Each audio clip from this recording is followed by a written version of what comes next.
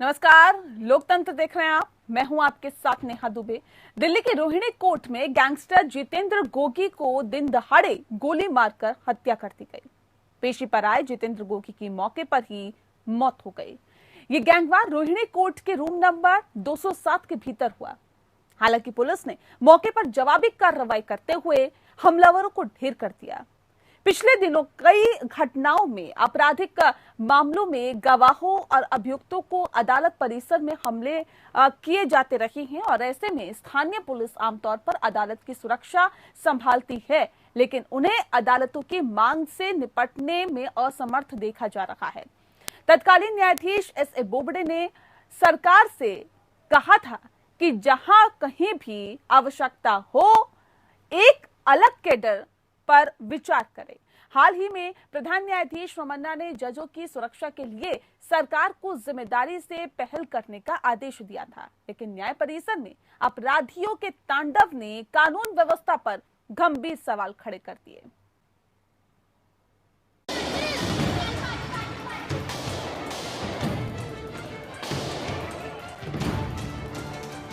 Supreme court ने झारखंड के न्यायाधीश उत्तम आनंद के दिन दहाड़े कथित हत्या के बाद अब एक और घटना ने न्यायिक समुदाय और जनता को झंझोर कर रख दिया है।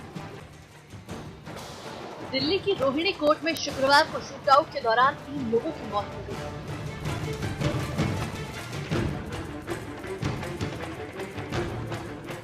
रोहिणी कोर्ट में पेशी के लिए लाए गए मोस्ट वांटेड जितेंद्र उर्फ गोगी की गोली मारकर हत्या कर दी गई। जितेंद्र पर हमला करने वाले हमलावर वकील के भेष में कोर्ट में आए थे। इसी का फायदा उठाकर कोर्ट परिसर में हमला किया गया। इसकी जितनी निंदा की जाए कम है।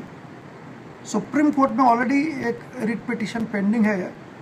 सुप्रीम कोर्ट में हम लोगों का कहना है कि कोर्ट कैंपसेज के लिए for safety and security of judicial officers, lawyers and the litigants, उनके लिए एक स्पेशल कोई प्रोटेक्शन फोर्स, पुलिस से ये काम हो नहीं पा रहा है।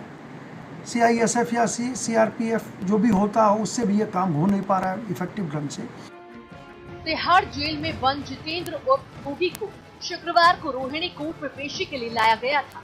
जितेंद्र दिल्ली के मोस्ट वांटेड गैंगस्टर में से एक थे। दोपहर को कोर्ट नंबर 206 के बाहर जितेंद्र पर गोलीबारी की गई। वकील की ड्रेस में आए हुए थे, उन्होंने 3 गोलियां लगातार गोगी को मारी हैं। उसके रिवर्ट में जो दिल्ली पुलिस की सिक्योरिटी थी गोगी के फेवर में, उन्होंने उसको बकायदा गोलियां मारी हैं, गोलियां चलाई हैं। उनके पास 25-30 गोलियां चलाई हैं, जिसमें वो दोनों ऑन द स्पॉट जो क्रिमिनल आए थे वकील की ड्रेस पहन के, वो ऑन द स्पॉट डेथ हो गए। गोगी का ये बताया जा रहा था कि वो जख्मी हालत में हॉस्पिटल शिफ्ट कर दिया गया है, लेकिन अभी जो इंटीमेशन आ रही है हॉस्पिटल से वो यही समझ में आ रही है कि वो वहाँ डेड डिक्लेयर हो गया।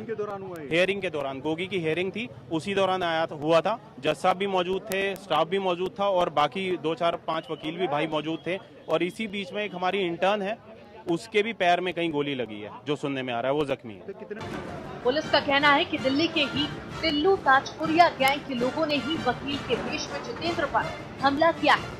जो 2 हमलावर हैं, उनमें से एक का नाम राहुल है, जिस पर 50,000 रुपए का इनाम घोषित है। रोहिणी कोर्ट में जिस तरीके से कोर्ट रूम के अंदर गोलियां चली हैं और गैंगस्टर वॉर कोर्ट रूम तक पहुंच जाए, इससे बड़ा खतरा नहीं हो सकता है सिस्टम। ये बड़ी दुखद की बात है और जैसा कि मुझे पता लगा है, सच्चाई क्या है अभी पूरी जानकारी नहीं है, कि उसमें एक महिला एडवोकेट भी घायल हुई है। उनकी स्थिति क्या है अभी मालूम नहीं। लेकिन सबसे बड़ी संगीन बात यह है कि कोर्ट रूम में इस तरीके से गोलियां चलना और 3-4 लोग मर जाएं, मार दिए जाएं इस तरीके से, ये बहुत ही खतरनाक बात है और ये सिस्टम के लिए, जुडिशरी के लिए एक बहुत बड़ी चुनौती है। वकील के भेष में आए बदमाशों पर स्पेशल सेल के जवानों ने जवाबी फायरिंग की थी, जो कि जितेंद्र और गोगी के साथ में थे। इसी फायरिंग में दोनों हमलावर ढेर हुए। इस दौरान एक महिला वकील भी घायल हुई। इस पूरे घटनाक्रम में करीब 35-40 गोलियां चली।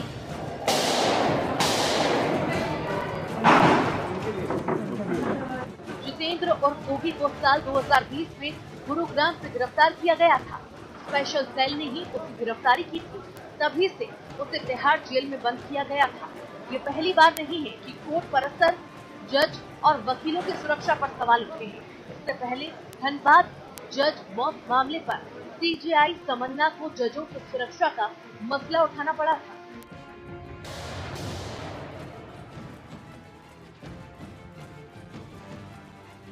इससे पहले धनबाद जज मौत मामले पर सीजेआई तमन्ना को जजों की सुरक्षा का मसला उठाना पड़ा था। उन्होंने साफ कर दिया है कि इस मुद्दे को केवल राज्यों के दिल में नहीं जोड़ा जाना चाहिए। इस दौरान कोर्ट ने न्यायाधीशों की सुरक्षा के लिए उठाए गए कदमों के बारे में जानकारी नहीं देने पर राज्यों को चेतावनी दी।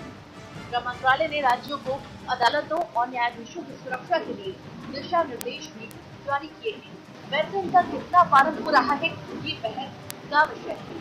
वकीलों की सुरक्षा के लिए एडवोकेट प्रोटेक्शन बिल 2021 लाने की भी बात हो रही है, जो अधिवक्ताओं को गिरफ्तारी से बचाने के लिए देश में अपनी तरह का पहला कानून होगा। प्रस्तावित कानून अदालतों को वकीलों के साथ भी जातियों के लिए मुआवजा देने का अधिकार देता है, लेकिन नियम कानून से परे जमीनी हकीकत से जिस तरह न्याय परिसरों में गुंडों का बोलबाला दिख रहा है और जिस तरह से न्याय कर्मियों को निशाना बनाया जाता है, वो पूरी व्यवस्था की पोल खोलता है। Report APN news. भले ही दोनों हमलावर ढेर हो गए हो, लेकिन ऐसे में सवाल यही है कि आखिर कितने सुरक्षित है न्यायकर्मी। ये एक बड़ा सवाल बन जाता है, जिस विषय पे हम तफसील से चर्चा करेंगे। खास मेहमान हमारे साथ मौजूद है, उनसे आपका परिचय करा देते हैं। हमारे साथ इस वक्त रोहित पांडे जी हैं, एडवोकेट हैं सुप्रीम कोर्ट के। रोहित जी, बहुत स्वागत है। वाईपी सिंह जी हमारे साथ है, प्रेसिडेंट है द्वारका कोर्ट बार एसोसिएशन के। बहुत स्वागत है वाईपी सिंह जी आपका। हमारे साथ वेद भूषण जी भी हैं, जो कि एक्स IPS है। आपका भी सर बहुत स्वागत है। सबसे पहला सवाल मेरा यहाँ पर रोहित पांडे जी आपसे है। सवाल यही कि अगर कोर्ट रूम में गोलीबारी हो, अगर कोर्ट रूम में गोली चलने लग जाए, तो कैसे हम कहें कि न्यायकर्मी सुरक्षित हैं? कैसे लोग न्याय के लिए अदालत का दरवाजा खटखटाएं और अपने आप को सुरक्षित महसूस करें? बिल्कुल सही कहा नेहा जी आपने। ये बहुत ही दुर्भाग्यपूर्ण आज का दिन था और आज का जो हमने अभी इंसिडेंट देखा, ये दिल दहलाने वाली चीज थी। मुझे लगता है कि कोर्ट के परिसर में गोलीबारी होना, इससे ये पता चल रहा है कि कोर्ट के अंदर खुलेआम अपराधी वेपन्स के साथ, असलहे के साथ, डेडली वेपन के साथ जी वो कहीं न कहीं घूम रहे हैं, कोर्ट परिसर में घूम रहे हैं, इर्द गिर्द घूम रहे हैं। अब ये जो गैंगस्टर, ये जो गैंगस्टर नाम जब लिया जाता है, जब कोई किसी का आपराधिक जगत में कोई अगर बहुत बड़ा नाम होता है और कोई इस तरीके से गैंगवार की कहीं सूचना मिलती है, लगता है कि ऐसे गैंगस्टर जो सुरक्षा के घेरे में आए लेके जाए जाते हैं कोर्ट के अंदर, कोर्ट के परिसर में लेके जाए जाते हैं, उसके बावजूद भी सुरक्षा व्यवस्था में चूक होना एक बहुत बड़ा सवालिया निशान है पुलिस प्रशासन के लिए। ये सारी जिम्मेदारी पुलिस प्रशासन को लेनी पड़ेगी नेहा जी। देखिए, आज कोर्ट के अंदर कौन जा रहा है, कौन नहीं जा रहा है, एक कोर्ट परिसर बना हुआ जिसकी एक बाउंड्री है, उस बाउंड्री के अंदर कौन जाएगा, किसको क्या परमिशन मिलनी है अंदर जाने, लेके जाने की, ये पुलिस की जिम्मेदारी है। ये कोर्ट के प्रशासन, जो वहाँ के प्रशासनिक लोग हैं, जो वहाँ की सुरक्षा व्यवस्था को देख रहे हैं, उनकी जिम्मेदारी है। और रही बात रोनी कोर्ट की, जिसका अपना इतिहास रहा है, इसके पहले भी कई बार वारदात हो चुके हैं, उसके बावजूद भी ऐसे हमले हो रहे हैं, उसके बावजूद भी ऐसे हमले हो रहे हैं, ये अपने आप में कहीं ना कहीं सुरक्षा पर कई सवाल खड़े करता है। ठीक है सर, मैं लौटूंगी आपके पास। YP Singh ji, Dwarka court sir Rohini court से काफी दूर नहीं है। ठीक है सर, समझ गई मैं रोहित जी, मैं लौटूंगी आपके पास। YP Singh ji, Dwarka court Rohini court से बहुत दूरी पर नहीं है सर। सवाल ऐसे में ये है, क्योंकि हथियारों से लैस बदमाश अगर कोर्टरूम तक चले जाते हैं, अंदर दाखिल हो जाते हैं, कहां पर खामियां, कहां पर चूक आप देखते हैं? क्या वाकई आपको लगता है, जिस बात का जिक्र अभी रोहित पांडे जी कर रहे थे कि सुरक्षा में चूक है, तो ये पुलिस प्रशासन की जिम्मेदारी बनती है? न्यायकर्मी कहीं सुरक्षित नहीं है, कोर्टरूम के अंदर भी नहीं, कोर्टरूम के बाहर भी नहीं। नेहा जी, मैं इस पे बताना चाहूंगा, आज हमारी मीटिंग हुई कोऑर्डिनेशन कमेटी की, जो all district court bar association की जो ना कोऑर्डिनेशन कमेटी है, उनकी मीटिंग थी आज हमारी 4 बजे। तो हम इस पे जो ना अपनी कल दोबारा मीटिंग रखेंगे, और कल हमने प्रोटेस्ट के तौर पे अपनी सुरक्षा को लेके, जज की सुरक्षा को लेके और जो लिटिगेंट है उनकी सुरक्षा को लेके चिंता व्यक्त की है। और ये बड़ा ही जो दर्दनाक और अफसोसजनक घटना है ये।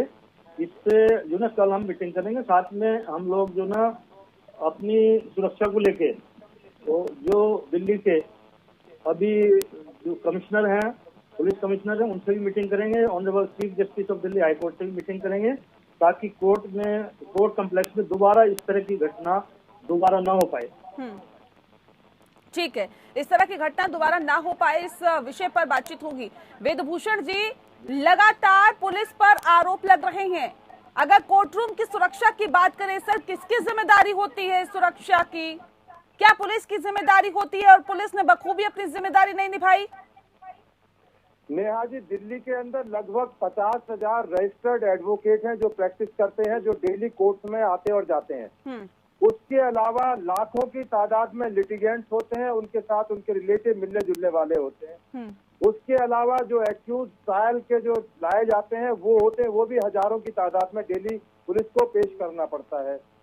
पुलिस के सामने ये पहला मौका नहीं है। रोहिणी में पहले इंसिडेंट हुआ, करकरडूमा में हुआ और तमाम कोर्ट में हुआ, और दिल्ली में ही नहीं, बिजनौर, बक्सर, सोनीपत, हिसार, बहुत लंबी लिस्ट है जहाँ कोर्ट के अंदर शूट आउट हुए हैं। अभी आपको याद होगा, महेंद्र गिरी जी को अभी जो उनके अक्यूज पेश किए गए थे कोर्ट परिसर में, उनकी प्रयागराज के अंदर पिटाई कर दी गई। आरुषि तलवार के केस के अंदर उनके माता पिता को पीटा गया। तो कोर्ट के अंदर ये चूंकि क्रिमिनल और पुलिस और जुडिशरी का और एडवोकेसी का मसला जुड़ा हुआ है, इसमें जो सबसे बड़ी प्रॉब्लम आती है वो आती है कि वकीलों की तरफ से कोई सहयोग नहीं मिलता। मैं खुद पटियाला हाउस कोर्ट में जिम्मेदारी से कह रहा हूँ, मैं हाई कोर्ट में मेरी पोस्टिंग रही है, सिक्योरिटी की पोस्टिंग रही है। वो लिटिगेंट तो जो है ही है अपने आप में क्रिमिनल, उसके अलावा जो एडवोकेसी है वो अपने आप को इम्यून रखना चाहती है। कार के स्टिकर उनके कैसे होंगे, कौन इश्यू करेगा, किसी को कुछ नहीं पता। 20 रुपए का आप स्टिकर बनाइए, आराम से कार का वकील का स्टिकर लगा के आप पूरी दिल्ली में घूमिए, कोर्ट के अंदर ये कोई रोकने टोकने वाला नहीं है। यदि किसी जेन्युइन एडवोकेट को पूछा जाएगा स्टिकर कहाँ से इशू हुआ, कोई चेक हुआ, कोई उसका हिसाब किताब नहीं। उनके कोई आई कार्ड मांग ले, इस बात पे हंगामा हो जाता है। आपको याद होगा 30 हजारी कोर्ट के अंदर एक वकील साहब जो पार्किंग एरिया जो केवल और केवल ट्रायल एक्यूज के लिए बसों को लाने ले आने के लिए था, उसी बात पर शुरुआत झगड़े की आपको याद है। ठीक है वाईपी सिंह जी, ठीक है सर, सहयोग नहीं मिलता है वकीलों का, पुलिस को सहयोग नहीं मिलता है वकीलों का, इस बात में कितनी सच्चाई है? पॉलिटिकल स्टेटमेंट दे रहे हैं, इनको राजनीति में आ जाना चाहिए। इस टाइप का स्टेटमेंट इनका क्या है? राजनीति में आदमी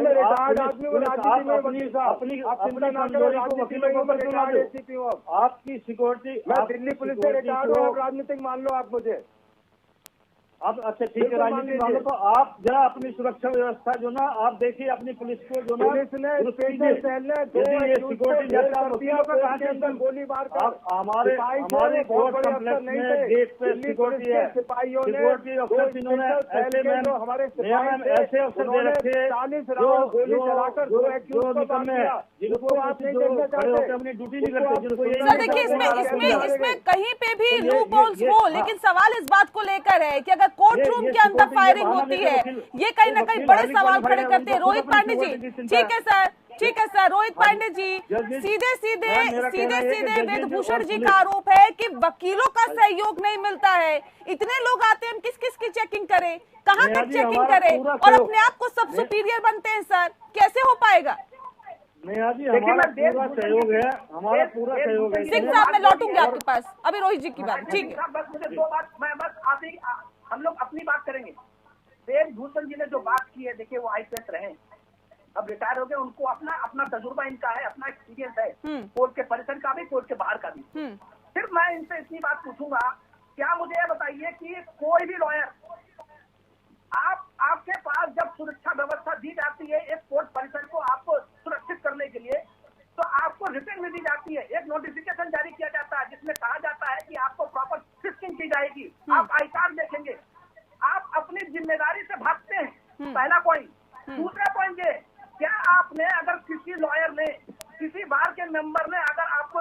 नहीं दिया। आपके सुरक्षा व्यवस्था में कहीं चूक कर रहा है वो, और उसको अगर उससे हट के काम कर रहा है, क्या आपने बार एसोसिएशन को कभी रिटर्न में लिख के दिया? कभी लिख के नहीं देते आप। ठीक है, ठीक है, जल्दी से जवाब दीजिए। ठीक है, जवाब दीजिए वेदभूषण जी। जब आप किसी मेंबर से गलत तरीके से बात करेंगे तो मेंबर आपसे गलत तरीके से बात करेगा, लेकिन आपकी ड्यूटी है, आपकी ड्यूटी है। ठीक है, जवाब ले लेते हैं रोहित पांडे जी, जवाब ले लेते हैं। ठीक है रोहित जी, सम्मान से बात करके हमें बताना कि आपको क्या रोहित जी, आप लोगों की कोई जिम्मेदारी, आपकी रोहित जी मैं मानता हूँ आप लोगों की कोई जिम्मेदारी नहीं है, सारी जिम्मेदारी केवल पुलिस की। आप मेरी जगह को सुरक्षित कर रहे हैं, मेरे चैम्बर को कमिश्नर का काम किया, एक वकील का आई कार्ड मांग लिया, उस बात पे इतना बवाल हुआ जयपुर के अंदर, एक कमिश्नर का काम करना पड़ा सरकार को। हमारी जिम्मेदारी है, ये आपकी जिम्मेदारी बताता है, जिम्मेदारी से कोर्ट के अंदर सहयोग करते हैं पुलिस को। सबसे पहले जिम्मेदारी आपकी है, उसके बाद हमारी जिम्मेदारी आएगी। हमारी जिम्मेदारी आपकी है, मैं तो खुद ही कह रहा हूँ आप लोगों की कोई जिम्मेदारी नहीं है। वेदभूषण जी, अगर कोई वकील, एक सेकंड कह रहा हूँ कि आप इनकी जिम्मेदारी कोई नहीं है, वेदभूषण जी की जिम्मेदारी है। वेदभूषण जी आई कार्ड दिखाएं, स्टिकर लगाकर कहीं भी बैठ जाएं, कहीं धरना इनकी कोई देश के लिए, अदालतों के लिए जिम्मेदारी नहीं है। अदालत जजों के ऊपर चप्पल फेंकी गई, जजों के ऊपर लैट्रिन तक फेंकी गई, अदालत के अंदर प्रदर्शन करना पड़ता है। आज आप लोगों की वजह से, आज आप लोगों की वजह से कुछ लोगों ने अंदर जाकर के पिस्टल लेकर के गोलीबारी की है। ठीक है, जिम्मेदारी ठीक है, एक सवाल यहाँ पे वेदभूषण जी, ऐसे नहीं, एक एक करके अपनी बात रखिए, एक करके अपनी बात रखिए, ऐसे नहीं। वो एक गैंगस्टर था, उस गैंगस्टर को आपने सुरक्षा के घेरे में उसके बारे में आप नहीं बोलोगे, उनके बारे में बताइए आप कौन जिम्मेदार इसके पीछे। आज हमें डर लग रहा है कि अपने कोर्ट परिसर में हम अकेले ठहर नहीं सकते, अकेले हम ठहर नहीं सकते कोर्ट के परिसर। बिल्कुल, कौन जिम्मेदार है इसके लिए? चलिए, शासक मेहमान लगातार हमारे साथ मौजूद है। वेदभूषण जी, बहुत अहम सवाल इस बात को लेकर है, जिस बात का जिक्र अभी हम ब्रेक पे जाने से पहले कर रहे थे। सर, आपकी अगर ड्यूटी है सुरक्षा को चाक चौबंद रखने की, वकीलों को महफूज रखने की, न्यायपालिका को महफूज रखने की, जजेस को महफूज रखने की, और जो जनता वहां पर पहुंच रही है उनको भी महफूज रखने की, इनकेस अगर वहां पर मौजूद वकील या जनता या कोई भी आपकी बातों को नहीं मानता है, सुरक्षा के मानकों पर खरा नहीं उतरता है, तो आपकी क्या जिम्मेदारी बनती है, और क्या आप उस जिम्मेदारी को बखूबी निभा रहे हैं? नेहा, ताली एक हाथ से नहीं बजती, दोनों पक्षों की जिम्मेदारी होती है। अपनी जिम्मेदारियों से भागना ये कोई बहुत अच्छा रीजन नहीं है। मुझे बताया कि बार एसोसिएशन ने जिन वकीलों के खिलाफ कभी कोई कंप्लेंट आई, इसी मामले में नहीं और किसी मामलों में कितनी बार उनके खिलाफ एक्शन लिया है, कोई डाटा नहीं, आज कोई बताने को तैयार नहीं है। किसकी शिकायत किससे करें? यदि बार एसोसिएशन में शिकायत करें कि आपके आदमी सहयोग नहीं कर रहे, वहां से कोई रेस्पॉन्स नहीं है। आप बताएं कि जब भी इस तरह के मामले आए हैं, शिकायत गई है, कभी कोई एक्शन लिया गया हो, किसी वकील को डिबार किया गया हो, प्रैक्टिस से रोका गया हो, या उसको सस्पेंड कर दिया गया हो, उसका कोई एक्शन नहीं है। ऐसी बार एसोसिएशन में कंप्लेंट करने का कोई फायदा नहीं हुआ। बताएं, दोनों प्रबुद्ध वकील बैठे, सीनियर एडवोकेट बैठे हुए, आप बताएं बार एसोसिएशन के ऊपर आपने क्या किया सर? ये बताइए ना कि अगर आप लोगों से कोई सहयोग नहीं करता तो महज आपकी ड्यूटी यही बनती है कि आप बार एसोसिएशन में उसकी कंप्लेंट कर दें। इसके अलावा क्या करते हैं सर? आप पुलिस अफसर हैं, क्या आपकी ड्यूटी बनती है सर? आप एक बार हाई कोर्ट और सुप्रीम कोर्ट जाकर देखिए किस तरह से वहाँ पर सुरक्षा के प्रॉपर इंतजाम होते हैं।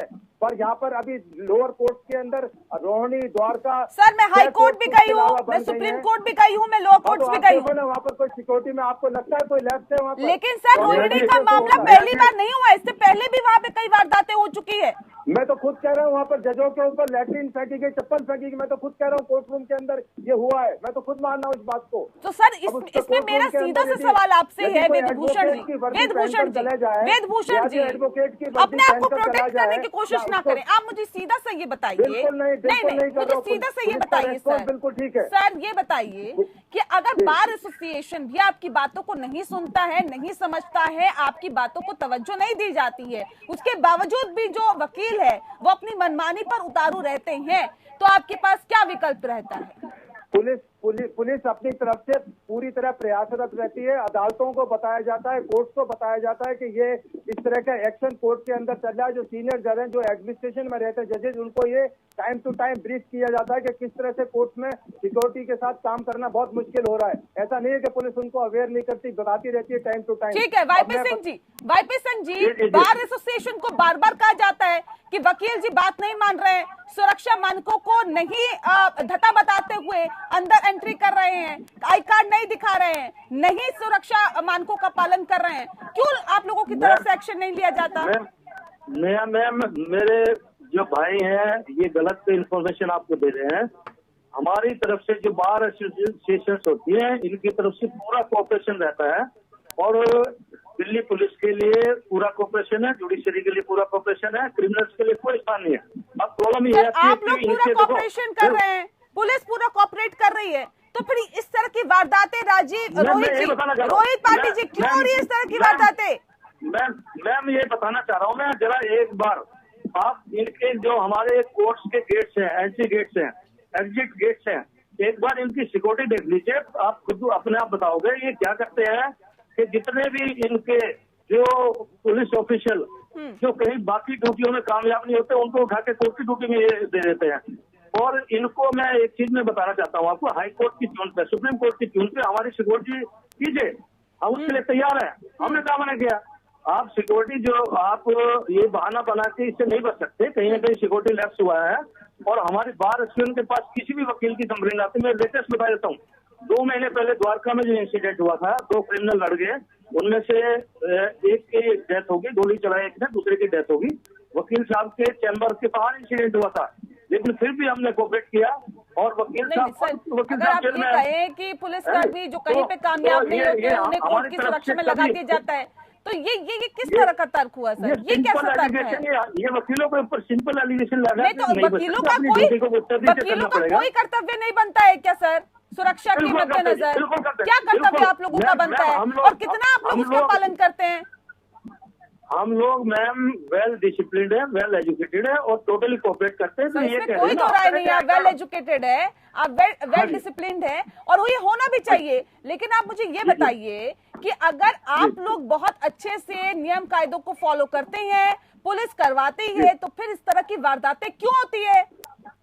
मैम मुझे एक बात बताओ, आप देखोगे जो हमारी डिफेंस फोर्सेज हैं, उनके गेट्स में भी उन्हीं की ड्रेस में क्रिमिनल्स कई बार टेररिस्ट आते हैं, लेकिन इनका जो इंटेलिजेंस सिल्वर में इनका, इनको क्या करना चाहिए कि अपनी इंटेलिजेंस को ये मुस्तैद करें, साथ में ये बड़ी विडंबना है ना कि इनको ऐसा करना चाहिए, उनको वैसा करना चाहिए, लेकिन हमें क्या करना चाहिए इस पे विचार नहीं होता है।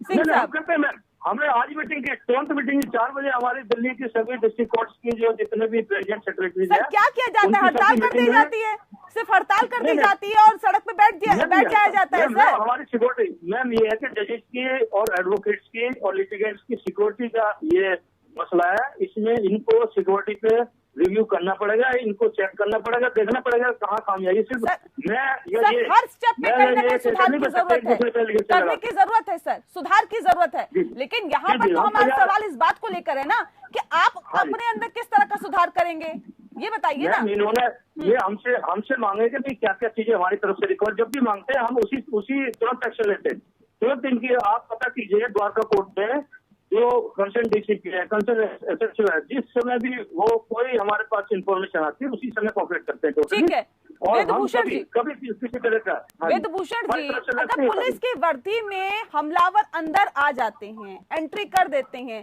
सर आई कार्ड देखना उनका, या किस तरह से आप लोग रिकॉग्नाइज करते हैं, कैसे आप लोग रिकॉग्नाइज करते हैं कि भाई ये वकील है नहीं है, या फिर जिसका मन कर रहा है वो अंदर आ रहा है जा रहा है, ऐसा होता है क्या?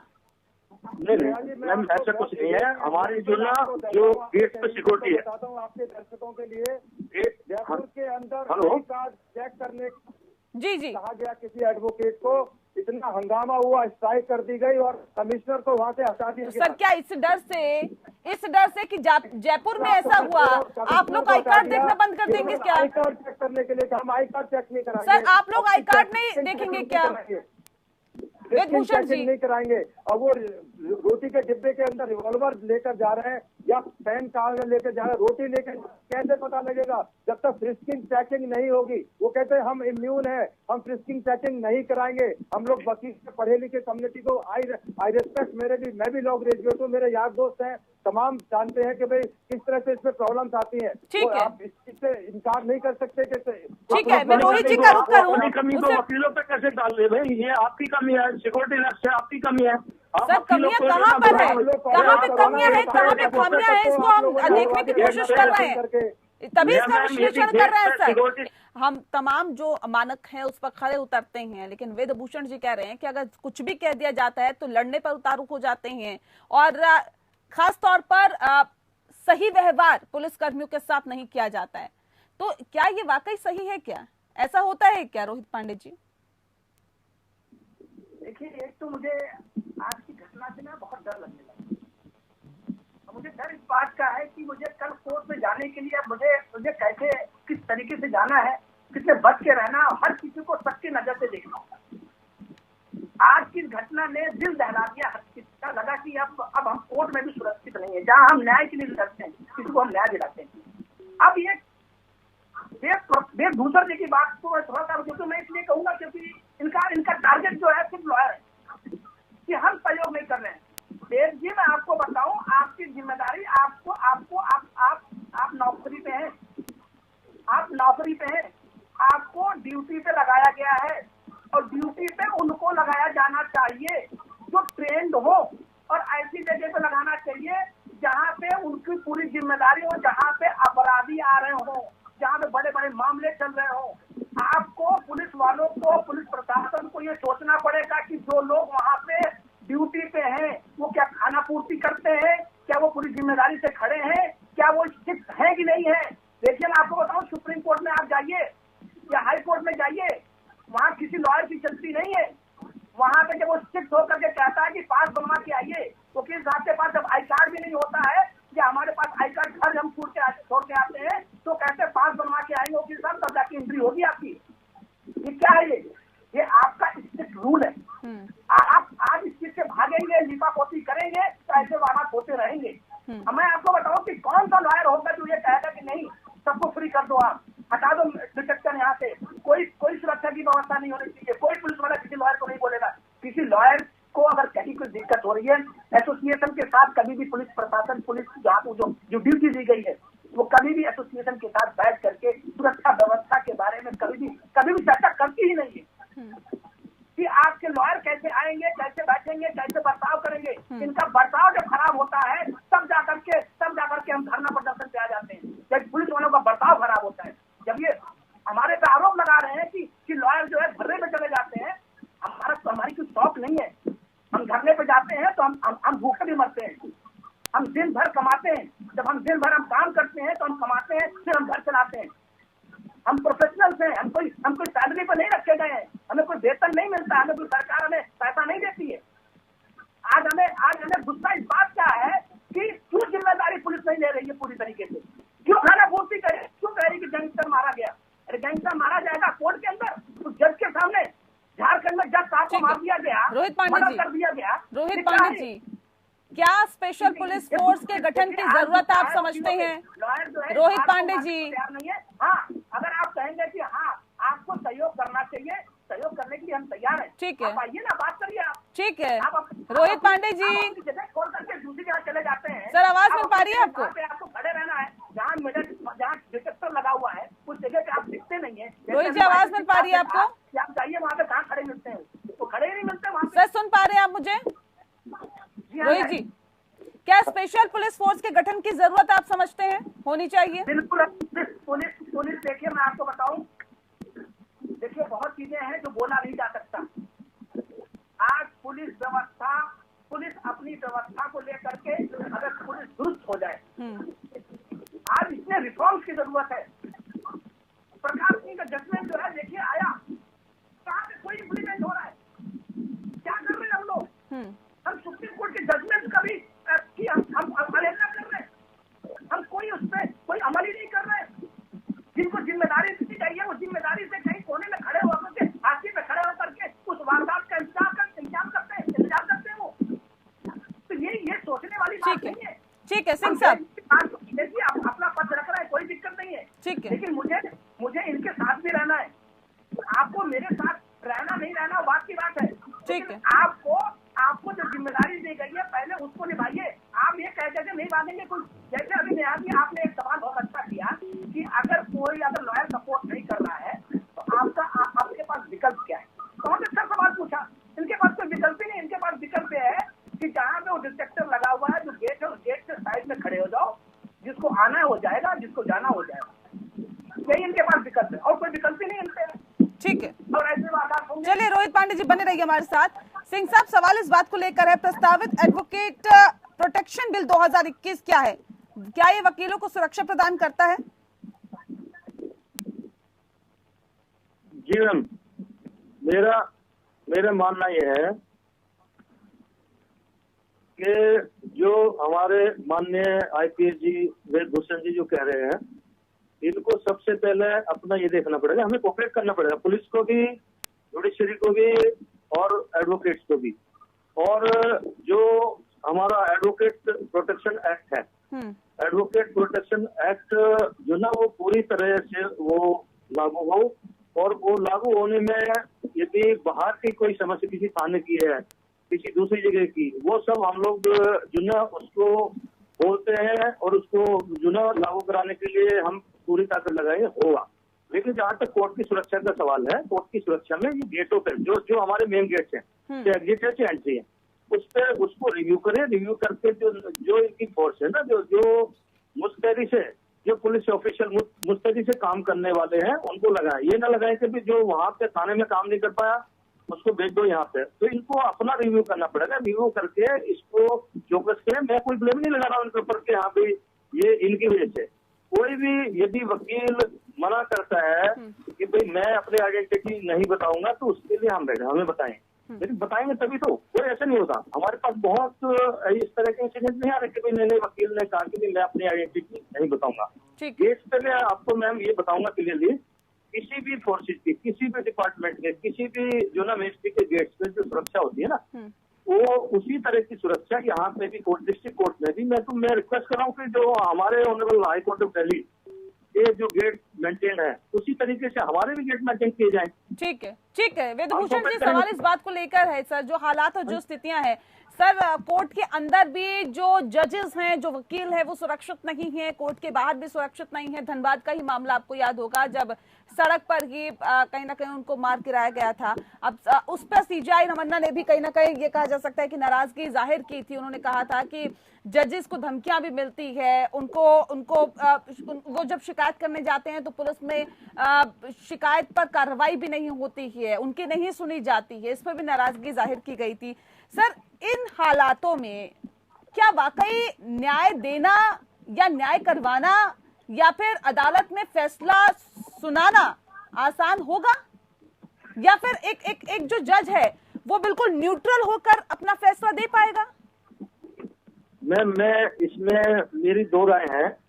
एक तो जब इस तरह का कोई अपराधी कोर्ट में पेश होता है, उस समय इंटेलिजेंस का भी पहले से, एटलीस्ट एक दिन पहले से इसको जानकारी होनी चाहिए कि वो अपराधी जो ना पेश किया जाएगा, और उसकी जो ना खुद की या इनकी या एडवोकेट्स की या कोर्ट में जजेस की, हो सकता है कि किसी तरह की वारदात का जो ना खतरा हो और किसी की जान जाने का अंदेशा हो, तो ऐसे केसों में एटलीस्ट ये अलर्ट रहे। दूसरी बात मेरी ये है कि ये वेद भूषण जी ने कहा है, ठीक कहा है कि वही सिक्योरिटी इनकी सुप्रीम कोर्ट में है, वही सिक्योरिटी इनकी हाई कोर्ट में है। लेकिन मेरा मानना ये है कि मैं देखता हूँ, मैं बोलता हूँ बार बार, 2 साल से लगातार मैं बोल रहा हूँ अपने गेट्स पे, और मैं जब हमारी मीटिंग होती तब भी मैं बोलता हूँ कि यहाँ पे जो ये सिक्योरिटी में जो इन्होंने ऑफिसर्स दिए हुए हैं, वो ऑफिसर दिए हुए हैं कि जो एक मुस्तैद ऑफिसर से नहीं है, वो किसी न किसी वजह से, या तो भाई वो अपनी ड्यूटी करने में जो ठीक से ड्यूटी नहीं निभा पा रहे, उनको उठा के यहाँ भेजे। यहाँ पे जो कोर्ट की सिक्योरिटी है, बहुत अच्छे ऑफिसर यहाँ पे जो है इनके होने चाहिए, और उसी तरह का स्टाफ, यंग स्टाफ होना चाहिए, और ये मुस्तैदी से रहेंगे। हमारी तरफ से पूरा कॉपरेशन रहता है। ये बताएं, ये यहाँ टीवी पे कहने नहीं होता कि मैं इनको बोल दूं जज जी को कि भाई इनकी तरफ से पुलिस की खामी है, ऐसी खामी। जो इस तरह के इंसिडेंट्स हैं, वो मैं ये बताना चाहूंगा कि फोर्स प्रूफ तो फिर भी नहीं हो सकते, लेकिन हम कोशिश करेंगे कि इसको जो ना ये इस तरह के इंसिडेंट आगे ना हो, और भाई उसके लिए जितनी भी हम दोनों तरफ से कोऑपरेशन हो सकता है, एडवोकेट्स की तरफ से भी और पुलिस की तरफ से भी और जुडिशियल की तरफ से, वो करके और इसकी कमी को निकाल के ले जाए और अपनी फोर्स को मुस्तैद करे। जो सिक्योरिटी उसको मुस्तैद करे। मैं नहीं कहता कोई स्पेशल सिक्योरिटी लगाओगे तभी होगा, लेकिन जो भी सिक्योरिटी हो वो मुस्तैद हो, जैसी सिक्योरिटी इनकी बाकी जगह है, ऐसी सिक्योरिटी है, ऐसी सिक्योरिटी जो ना जैसी हाईकोर्ट में है, पांडे जी, ठीक है। रोहित पांडे जी, सवाल इस बात को लेकर है जिस बात का जिक्र अभी वाईपी सिंह जी कर रहे थे।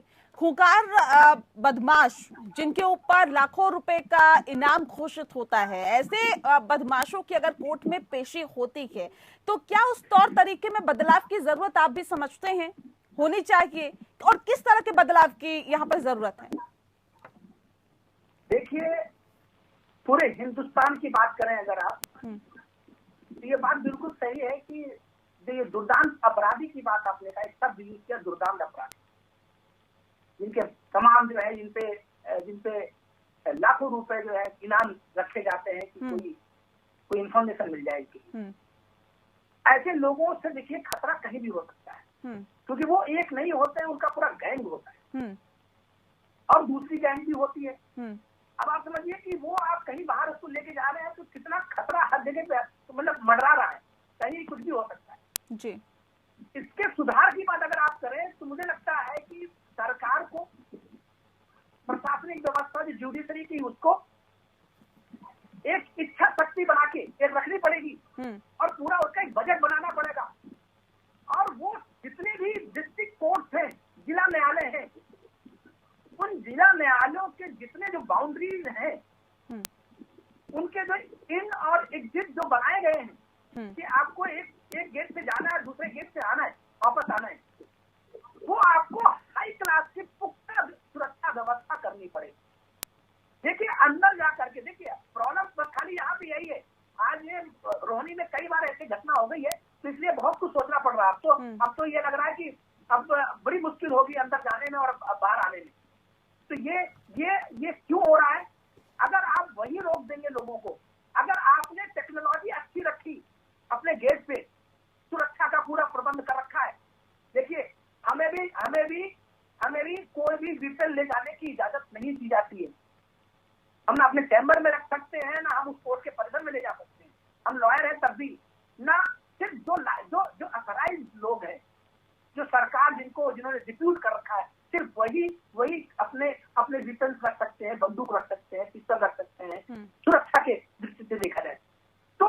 ऐसे बस उन्हीं लोगों को छोड़ करके अगर आप और पुख्ता इंतजाम कर सकते हैं तो करके उसको तभी बचाया जा सकता है। नहीं तो मुझे लगता है कि इसमें एक इंफ्रास्ट्रक्चर एक आपको बनानी पड़ेगी और एक बजट क्रिएट करना पड़ेगा सरकार को, कि जिससे कि वो सारी बाउंड्री को आपको सुरक्षित करना पड़ेगा, बहुत ही एक टेक्नोलॉजी के साथ।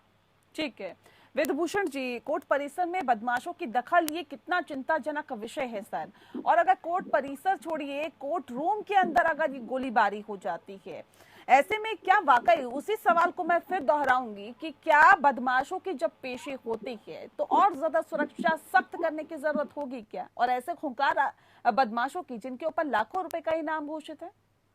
नेहा, जो हाई रिस्क होते हैं उनके लिए प्रॉपर गाइडलाइंस है, स्टैंडिंग ऑर्डर है, एसओपीज बनी हुई है, किस तरह उनको लाया जाएगा, किस तरह कोर्ट में पेश किया जाएगा, उनका जो लॉकअप होता है उससे कोर्ट में जाने के लिए क्या रूट होगा, कोर्ट के अंदर भी कौन से जीने से जाएंगे, यहाँ तक भी सारा एसओपी बना हुआ है।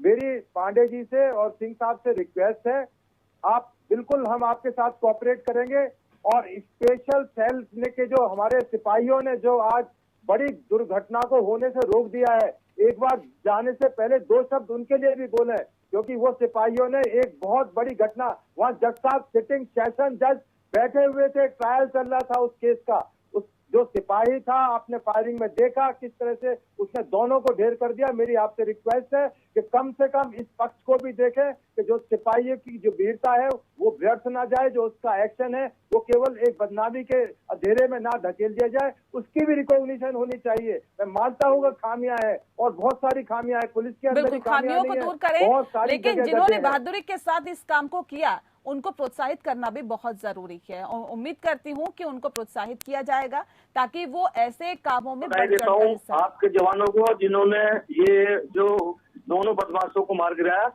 मैं उनकी बहादुरी को दाद देता हूँ। और मैं एक चीज और बताना चाहूंगा आपको,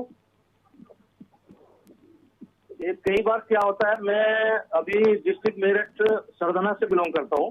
डिस्ट्रिक्ट मेरठ में जो एसएसपी साहब थे, वो जो ना यदि जो लॉ एंड ऑर्डर को मेंटेन नहीं कर पा रहे थे, प्रभाकर चौधरी जी आए, उन्होंने 1-1.5 महीने के अंदर ये दिखा दिया कि भाई ये होता है लॉ एंड ऑर्डर।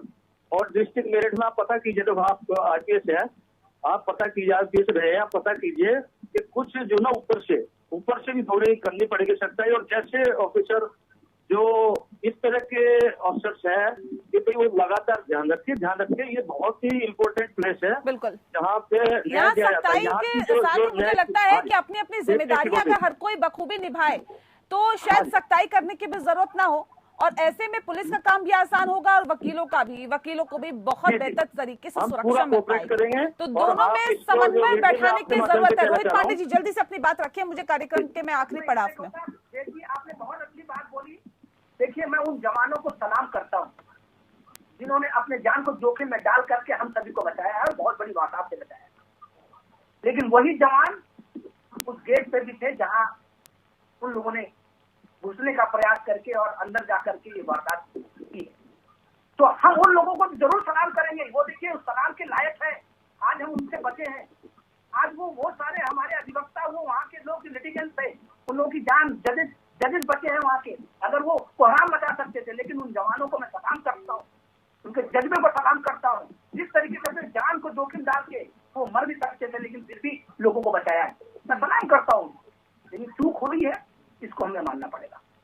बिल्कुल, चूक हुई है, ये मानना पड़ेगा और ये चूक दोबारा ना हो, इसके लिए हम भी ये उम्मीद करते हैं कि पुलिस और जो वकील है उनमें बेहतर तालमेल होगा ताकि जो सुरक्षा है वो और बेहतर हो सके। बहरहाल बहुत शुक्रिया आप सभी मेहमानों का हमारे साथ इस खास चर्चा में शामिल होने के लिए। इसी के साथ लोकतंत्र में इतना ही। नमस्कार।